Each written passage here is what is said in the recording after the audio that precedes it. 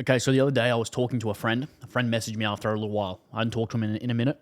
And he just said, hey, mate, you know what? I'm making another pivot. So I'm going all in on this. My friend who I was partnered with is going all in on that. And these aren't guys that are like 0 to 10K a month. This is like 10, 20, 30K a month to 100K a month that they're trying to get to. So they've been at a certain level for a while and they're trying to get to the next level. And then after I talked to that guy, I opened up my YouTube homepage and I clicked around and I'm seeing what everyone's posting, and I see like 5 different gurus all posting different stuff about, you need to do this, you need to do that, you need to do this, you need to do that. And I was just like, what's going on? This is the biggest load of BS that you'll ever see in the market. It's crazy. There is nothing that you need to do other than sell one simple service to as many people as you possibly can. That's it.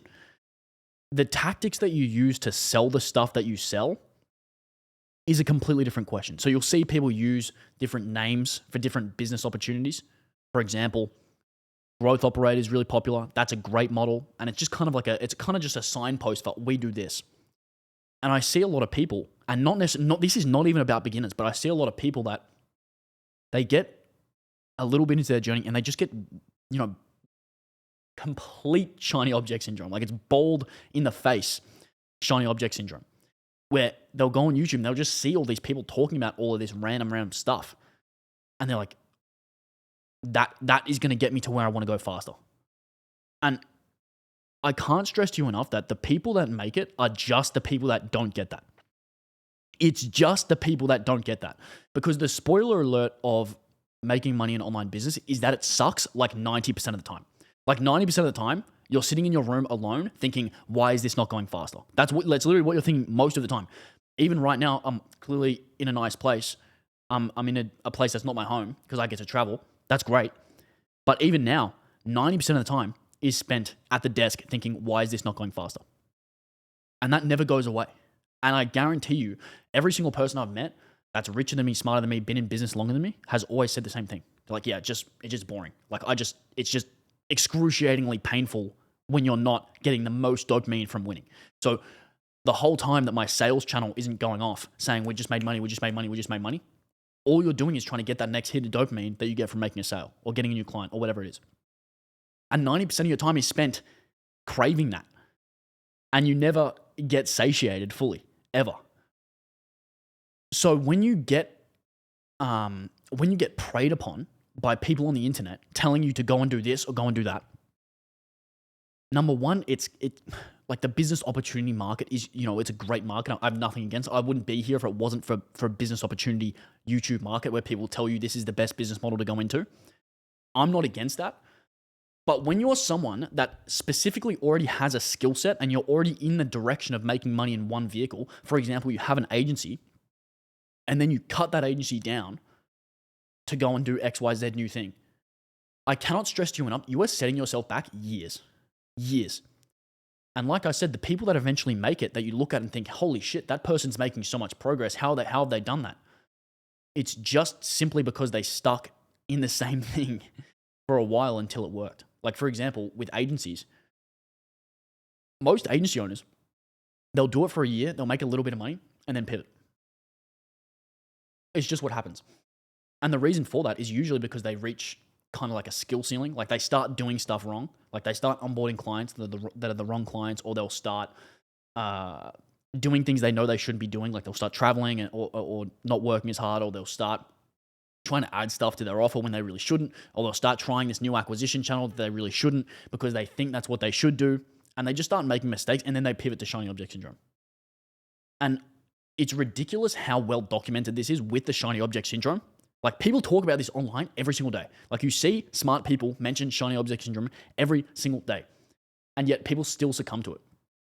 And that's why I bring up that it's going to be difficult for 90% of the time, because I feel like that's the reason. So you're in your room alone 90% of the time, feeling like this is hard, feeling like this is difficult.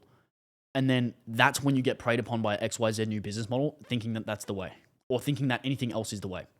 Realistically, the only reason you do this is because you are painfully aware of the problems that you have in your current situation. So let's say you're an agency owner, 30K a month, scaling, getting hard, you onboard a couple of clients you shouldn't, your team isn't that good, you're still very much in in day-to-day operations, and this is true even if you're at 100, 200K a month as well. That never goes away. But let's say you're painfully aware of your situation. You know you need to do certain things to scale to get to the next level, but you know that they're going to be difficult to do. That is when opportunities that you're not aware of the problems with start looking really, really good. Because like I said, if you're painfully aware of the stuff you're going through right now, everything else looks good. The only misguidance with that is that everything has those problems that you're painfully aware of. So for example, when you break up with your partner, you break up because you're painfully aware of the problems that you have in that relationship. And then as soon as you've broken up with them, you start thinking about going back because you start being less and less and less aware of those problems that you had in that relationship. It's the exact same with your business. You're painfully aware of the problems with your business. Of course you are, because you're going through it every single day. That makes sense. The problem is that you should see that as an expectation rather than, holy shit, everything's going wrong because I have problems because my first business that I started and then scaled up in like a year isn't at $1 million a month yet. Like, no shit. Of course it's not at $1 million a month yet. You've probably only been in business for like 3 years. And that's when you have to start thinking, wow, if a complete beginner who's like 25 can scale up an agency to like 30, 50K a month, maybe that's the easiest opportunity because you can't do that in other stuff. You can't do that. So like I said, the only thing that's going on here is that you become painfully aware of your problems. You think that it is irregular to have those problems. And then you click on YouTube and you see 5 different people selling you 5 different business models. And you think that one's going to be better. Because when people promote their business models, they use different problems and reframe different things where it's like, hey, you don't need to have 20 clients. You just need a couple of clients that pay you a lot of money. And then another person might say, you don't need high paying clients. They're too hard to close. You need to get a lot of clients paying you a little bit of money because then you don't have to do too much stuff for them. And it's like, everyone just tells you stuff that's worked for them. But the spoiler alert is that everything works if you just stick at it long enough and solve the problems that arise when they arise instead of just shitting your pants when problems happen. Because like I said, 90% of the time, it sucks, it's boring, it's not going to be, high dopamine stuff. And you're going to be in excruciating pain trying to grow your business faster and not knowing what's happening. Because it's all well and good to grow 100K a month in 12 months or whatever. But you have to live every individual day in that process. And you have to wake up every single day. You have to wake up 300, 400 times, seemingly making no progress because you never even reflect. You never even take a step back to look at what you're doing. Because you're constantly thinking, this is painful. Because that's what it feels like. And I'm saying this from experience. It is painful the whole way through, regardless of whether you're getting results or not. Of course, you have those days or those weeks where you get crazy results and you're like, holy shit, this is awesome. And that's the benefit of being in this game. But the problem is when you stop expecting pain and you stop expecting it to be hard. Why would it not be hard? If you're trying to do something that no one in your direct vicinity has done, no one in your extended family has probably scaled an online business. And if they have, that's awesome. And I cannot believe how lucky you are that you have that direct experience and that, camaraderie with that person that they've scaled a business. They can show you how to do it. And they can tell you what's there at every step of the way. What I'm trying to do in this video is just tell you that you need to expect that it's going to be hard because people on the internet try and tell you that if you switch to this business model, they're providing you a shiny object that you can pivot to. And this, again, is not even targeted at beginners. Beginners, of course, if you're a beginner, you're going to have these different beliefs where you're like, I need to do the thing that's most scalable, yada, yada, yada, when you haven't even signed your first client. But what I'm talking about is agency owners specifically that have this belief that anything other than what they're doing is the best vehicle for them to be in. Or they have this belief where they think they're just getting cash flow until they get to their next thing that's actually going to scale. Or they think, I'm just going to get, 50, 100K a month and then I'm going to do e-com or then I'm going to do SaaS. Then I'm going to do info. Then I'm going to do whatever is the next thing they think it is. When in reality, an agency is the best model. It is the best model. And I completely understand if you say, Leo, well, you run 1,000x leads. That's not an agency. And I would say that's a completely fair point. The only reason that I don't run an agency is because I got to partner with Matt, which is obviously a no-brainer opportunity. And if you don't know who Matt is, Matt scaled his agency to 900K a month. So I'm like, great, that's a great business partner, great opportunity where I can go into this vehicle that is such a no-brainer that it wouldn't make sense for me to do anything else. But if I wasn't partnered with Matt, I would 100% unequivocally be scaling a productized agency service where I deliver any random service, email marketing, paid ads, landing pages, SEO, Google ads, that is the best spot to be. That is the best business model that has ever existed for beginners. I cannot believe how big of an opportunity it is. Because if you can say, all I have to do is stick in a business model for 3 to 5 years and I can make like $100K a month, why would you be anywhere else? Because the thing is with these flash in the pan new business opportunities is that there's a reason that the gurus pivot around to selling different stuff. And it's because the opportunities they're selling eventually die out. And the people they sell on it eventually stop getting results because they're selling something that's a quick flash in the pan. So if you, as someone who's already making money, fall victim to that kind of sales process, that basically just reveals a lack of foresight from you. Because you really need to understand the second and third order consequences of making a decision like pivoting away from an agency, even if you are having massive growing pains with that agency. So for example, let's say you churn a few clients. Like I said, you're making a couple bad decisions. You make a bad hire. Then all of a sudden you click on YouTube and you see someone saying you need to do this. It's like, well, yeah, maybe I should do that because that's more scalable and I don't need as many clients and I can have one person pay me this amount of money and then, it's all done by AI and it's passive. And you kind of just have to check yourself and think, why would someone be selling me this opportunity? And it's like, I'm pro guru. I believe in gurus. I think gurus are great. I think people selling info is great. But I think selling info in the way of a business opportunity is great for people that need a business opportunity. If you need a business opportunity, go buy a biz op. But if you are good at agency stuff, you're good at service-based business stuff, you don't need to be pivoting your offer around. So this is a very specific style where if you have already done the groundwork that is required to get results in a certain vehicle, you just need to keep doing that vehicle regardless and stop giving yourself a chance to pivot. Because when you pivot, it absolutely kills you. It kills you. It's almost like, to me, where when you start in a new vehicle, it's almost like there's an invisible barrier that says you are not allowed to get results in this vehicle until you pay this price, until you give this price to the game of you have to commit 6 to 12 months of just getting your bearings, eating a bit of shit, working with a few bad clients, and then all of a sudden on the other side of 12 months, you start cracking in. And I see this all the time with people who sell productized services, like people that sell email marketing or people that sell paid ads or people that sell Google ads.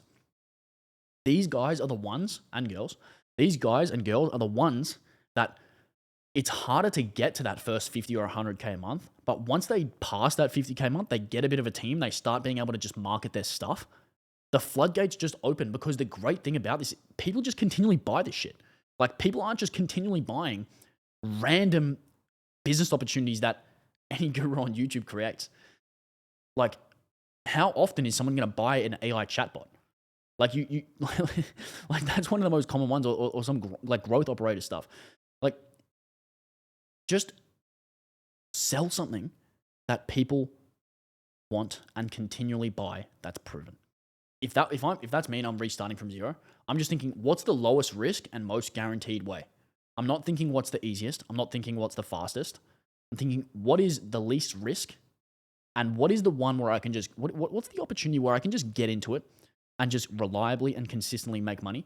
It's sticky, and I can provide a great service, probably get a lot of referrals, and just stack testimonials and stack social proof over the years. And that is the model that you want to be in, rather than pivoting to X, Y, and Z. Because the other thing is, like, when you pivot every 6 months, where like you can't stack social proof. Like, you can't get the compound effects. You cannot get the compound effects. So I hope this video was valuable, because it kills me. It kills me when I see guys that are close to getting results. It's like that meme where you're close to getting the gold and then you just turn around. That's what you do. And I'm sure there's so much stuff on the internet that's spoken about shiny object syndrome. But if you know something's a shiny object, if you look at something and you think, wow, this opportunity sounds really great, and there's something that should go off in your head that says that might be a shiny object. That might just be an opportunity that sounds much better than what I think it is. And you know it's shiny object syndrome, and then you still blindly go into it. It's like, what are you doing? You can just choose to not select the shiny object, even if you feel like you really want to do it. You can choose. It's still a choice. So you have these choices. It's the same with limiting beliefs or cope or trying to, make excuses. If you understand that something's an excuse or something's cope or something is a shiny object or something's a limiting belief, like I hear people say, oh yeah, this is probably a limiting belief, but I just don't see myself getting results doing outbound.